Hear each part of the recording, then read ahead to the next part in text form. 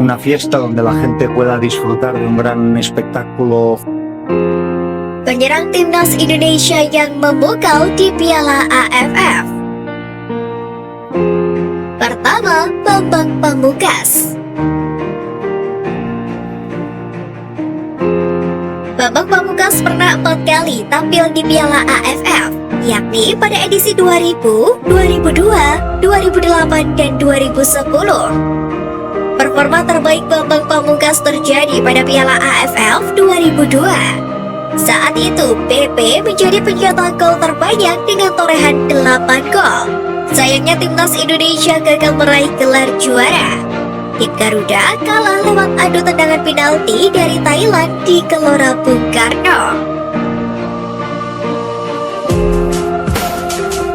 Kedua, Christian Gonzalez.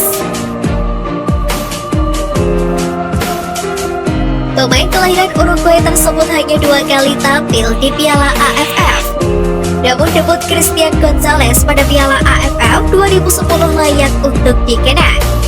Gonzalez mampu menjadi fase baru di lini depan timnas Garuda. Pemain berjuluk El Loco itu mencetak 4 gol di sepanjang turnamen. Sayangnya, performa apik Christian Gonzalez tidak berlanjut pada partai final. Ia gagal mencetak gol dalam pertandingan final yang berlangsung 2 leg.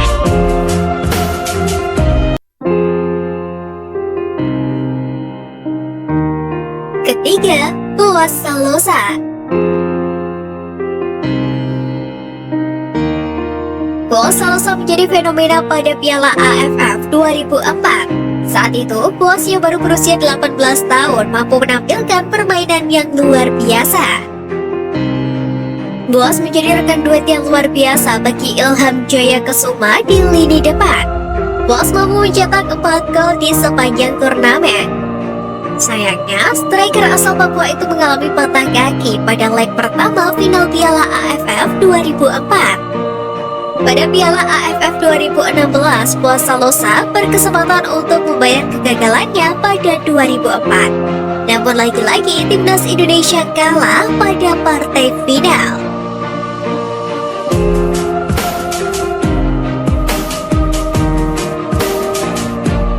Keempat, Kurniawan Dwi Yulianto.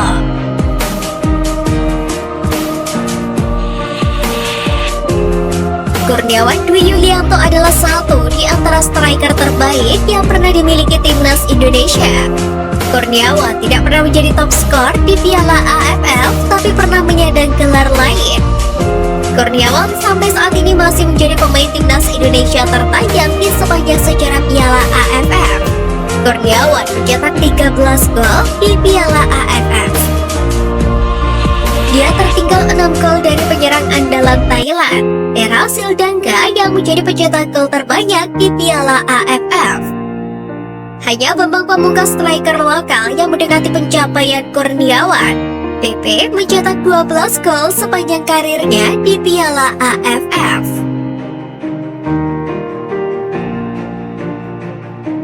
Tersingkir dari Piala Dunia 2022, Qatar berambisi di Piala Asia dan berpeluang hadapi Indonesia. Sebagaimana diketahui, Qatar dibuat malu di Piala Dunia di hadapan publik mereka sendiri.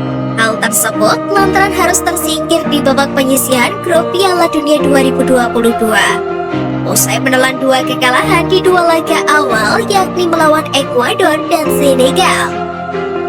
Meski telah gugur, Qatar pun tidak ingin berlarut-larut dalam kesedihannya.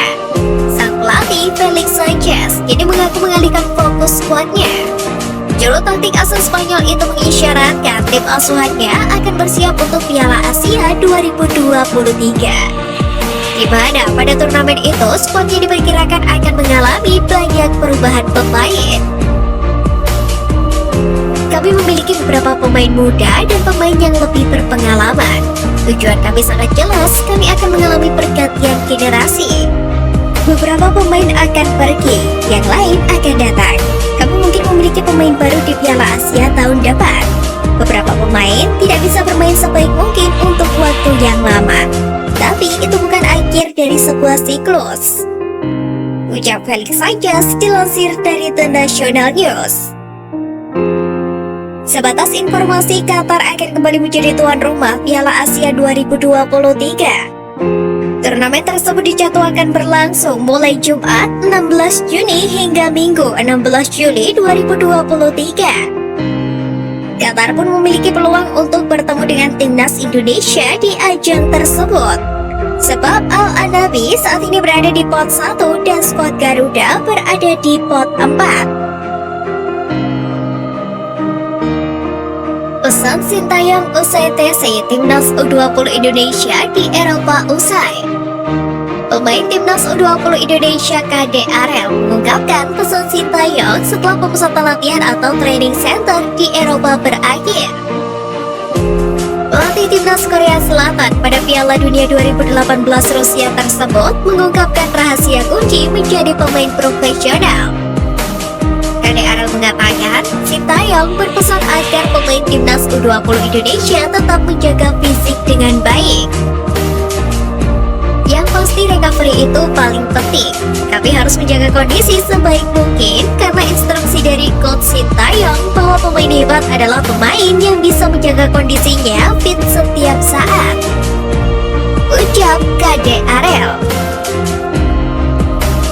Dikutip dari berbagai sumber, seluruh pegawai Garuda Nusantara akan kembali ke klubnya masing-masing selepas tiba di Indonesia. Kecuali 3 penggawa Timnas U20 Indonesia yakni Muhammad Ferrari, Marcelino Ferdinand, dan Zaki Ashraf. Pasalnya ketiganya bergabung dengan Timnas Senior untuk persiapan Piala AFF 2022.